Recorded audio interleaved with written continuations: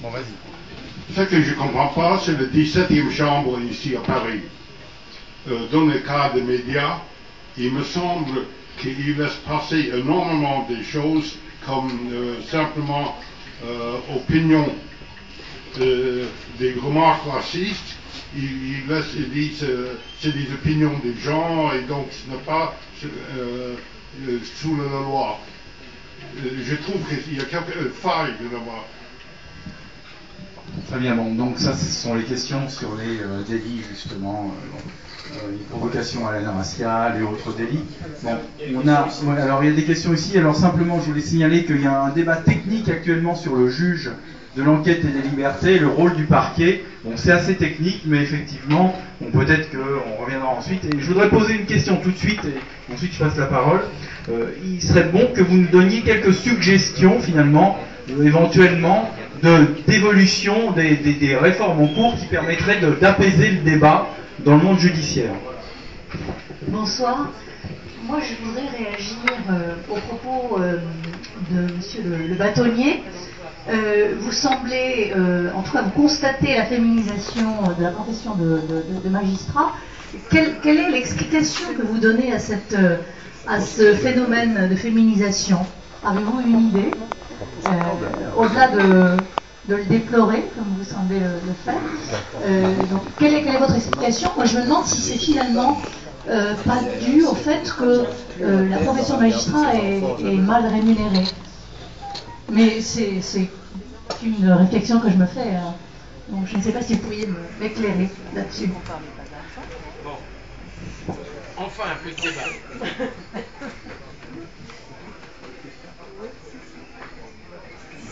Allez, je vais rajouter une petite question, toujours au bâtonnier. On parle d'indépendance de la justice ce soir, et même si ce n'est pas forcément une question tout à fait centrale dans le débat, je suis personnellement particulièrement étonné qu'en France, lorsque un client a un conflit avec son avocat, il est jugé en première instance par le bâtonnier ou par son représentant. C'est-à-dire qu'en l'occurrence, le bâtonnier ou son représentant est évidemment d'une certaine façon à la fois jugé partie. On se trouve dans une instance qui est particulièrement non indépendante. Et j'aurais souhaité avoir votre avis sur cette question.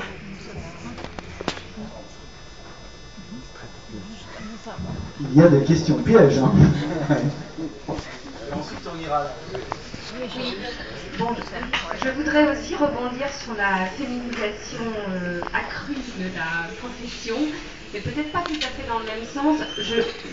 En tant que citoyenne, j'ai eu affaire à la justice familiale, enfin, l'affaire de famille, où la féminisation est effectivement très importante. Et moi, je pense, j'ai ressenti qu'il y avait un vrai problème d'équilibre dans la perception des juges femmes sur les problèmes de famille. Et en tant que citoyenne, il me semblerait juste que les chambres collégiales qui siègent dans les affaires de famille soient mieux équilibrées d'un point de vue masculin-féminin. Voilà. D'accord, merci. Alors, il y a une dernière question là, et puis ensuite on fera une série de réponses.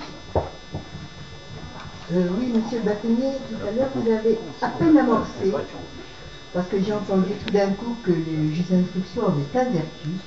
Or, j'ai quand même beaucoup entendu d'avocats